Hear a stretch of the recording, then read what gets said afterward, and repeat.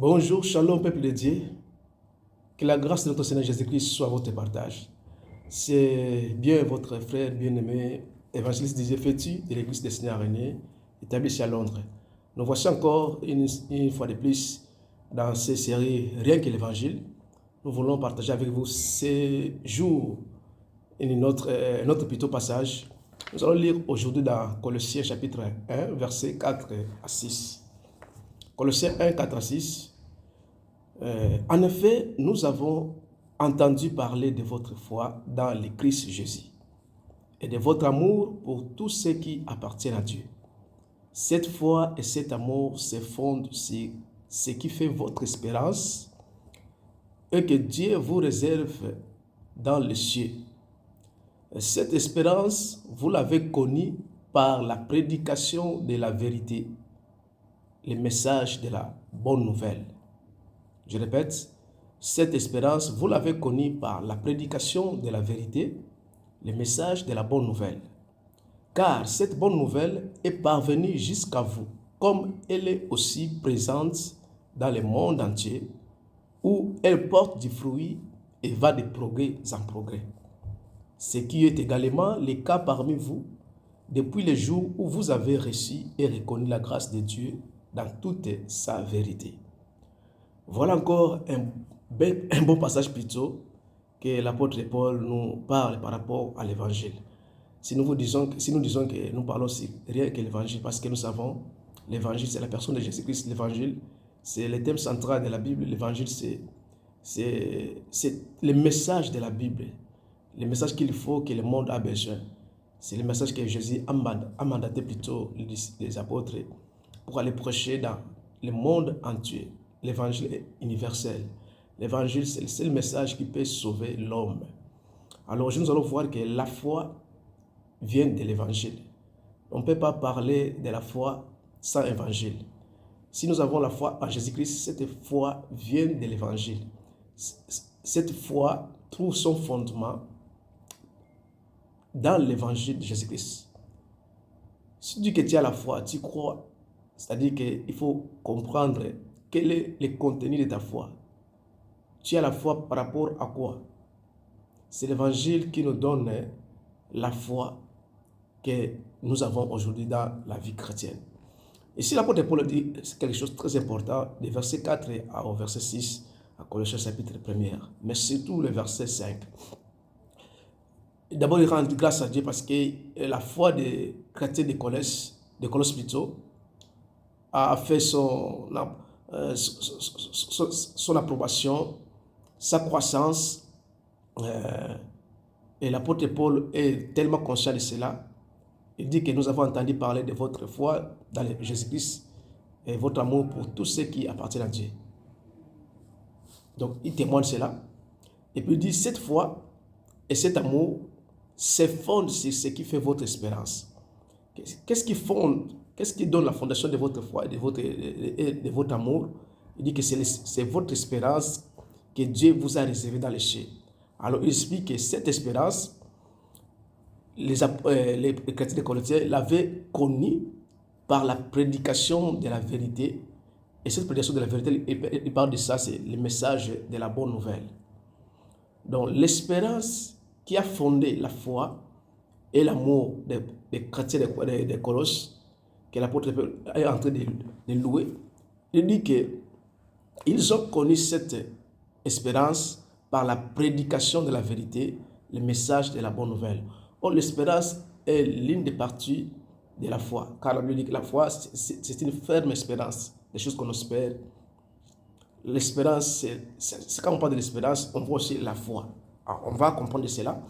Il dit que cette bonne nouvelle est parvenue jusqu'à vous, comme elle a aussi été présente dans le monde entier, où elle porte des fruits et va de progrès en progrès. Et c'est également le cas parmi vous tous, depuis le jour où vous avez reçu et reconnu la grâce de Dieu dans toute sa vérité. Mais ce qui est important, le verset 5, l'apôtre explique ceci, que l'espérance, la foi et l'amour que les chrétiens de Colosses possèdent, ils ont connu cela. Quand on parle de la connaissance, c'est la révélation. ils ont cru, ils ont connu cela. Cela est venu par la prédication de la vérité, les messages de la bonne nouvelle, la prédication de la vérité. Aujourd'hui, les gens cherchent la vérité. Je vais vous parler de la vérité. Il n'y a pas la vérité sans la bonne nouvelle. Si on parle de la vérité, on fait mention toujours du message de la bonne nouvelle, de l'évangile. Ce sont des mots synonymes, la vérité, la grâce, l'évangile, le message de Jésus-Christ, le message du royaume. Tous ces mots-là que les apôtres utilisent, ce sont des mots synonymes. Donc la prédication de la vérité, quand on parle de la prédication de la vérité, ce n'est pas la vérité sur les démons, sur Satan, sur les choses. Non, non. Parce qu'il y a des gens, oh, vous connaîtrez la vérité vous affranchira. Ils prennent ces versets-là, ils disent aux gens, il faut connaître la source de tes blocages, la source de tes souffrances, c'est ça la vérité. Non, quand on parle de la vérité c'est la personne de Jésus-Christ, c'est l'évangile, c'est la grâce de Dieu. C'est cet évangile, c'est cette vérité-là qu'on parle. La prédication de la vérité, c'est le message de la bonne nouvelle. Voilà. Si tu veux connaître la vérité, n'allez pas chercher autre chose. Cherchez à connaître et à écouter le message de la bonne nouvelle.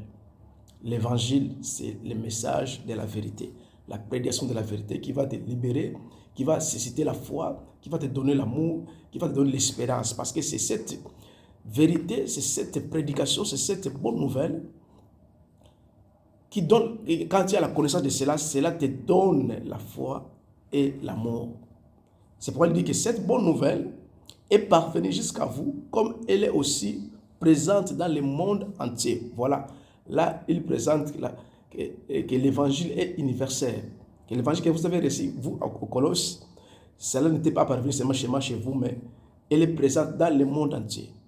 Voici, c'est pourquoi nous demandons beaucoup de prédicateurs, quand vous prêchez les choses qui sont peut-être morales, qui sont peut-être les démons, les choses de ce monde, vous êtes limité, ce n'est pas l'évangile.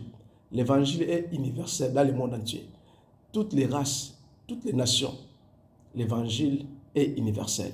Tu ne peux pas prêcher les choses de l'évangile qui concernent seulement les Africains, les Américains, les Asiatiques, les Européens. Non, non. L'évangile, c'est tout le monde. C'est pourquoi je savais dire qu'il allait prêcher l'évangile dans tout le monde, dans toutes les nations. Mais aujourd'hui, beaucoup de gens présentent l'évangile, ça devient comme un évangile tribal, un évangile national. Non, non, non. L'évangile de Jésus est universel. Et cet évangile, comme c'est universel, quand vous le connaîtrez, la Bible dit que cela porte du fruit et va de progrès en progrès. Donc l'évangile en elle-même, quand tu crois à cela, ça va produire les fruits. C'est pourquoi nous disons, il est très important de connaître l'évangile parce que l'évangile en elle-même nous donne le pouvoir, les capacités de produire des fruits et d'aller de progrès en progrès. C'est pourquoi il a dit que c'est également le cas parmi vous, depuis le jour où vous avez reçu et reconnu la grâce de Dieu dans toute sa vérité. Voilà encore les mots, la grâce et la vérité. Écoutez, la grâce, la vérité, l'évangile, ce sont des mots synonymes. Ça parle que des mêmes choses, c'est la personne de Jésus-Christ. La vérité, la grâce, l'évangile, la bonne nouvelle, c'est toujours la personne de Jésus-Christ. Quand vous avez reconnu la grâce de Dieu dans toute sa vérité. Donc, bien aimé, nous voulons vous faire comprendre que si tu veux avoir la foi vient que de l'évangile. Parce que la foi vient de ce qu'on entend, c'est la parole de Christ. On dit pas la parole de Dieu, la parole de Christ. Quand on parle de la parole de Christ, c'est Jésus-Christ qui était mort et ressuscité. Jésus n'était pas Christ avant sa résurrection. Il est devenu Christ. Dieu l'a fait Christ après avoir été ressuscité. Donc, sans l'évangile, tu n'auras pas la foi.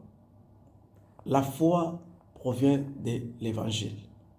C'est pourquoi l'apôtre Paul disait autrefois la foi de l'évangile.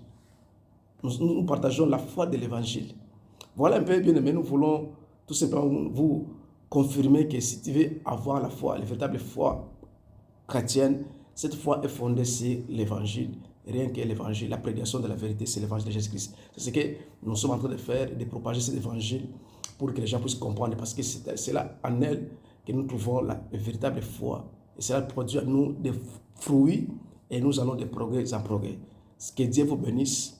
Quand tu as cette foi par rapport à l'évangile que tu écoutes, et sachez que tu auras toujours des fruits. Tu vas porter les fruits et tu iras toujours de progrès en progrès. Parce que c'est ça la volonté de Dieu, c'est ça le souhait de Dieu. L'évangile va toujours t'amener de progrès en progrès et tu porteras toujours des fruits dans tous les domaines de ta vie. Si tu veux être fructueux dans ta vie, écoutez la bonne nouvelle et tu iras toujours de progrès en progrès. Que le Seigneur vous bénisse. C'était votre frère bien-aimé, évangéliste Didier Feti, de l'église des Seigneurs René, établi ici à Londres. À nous revoir prochainement. Bye bye. Be blessed.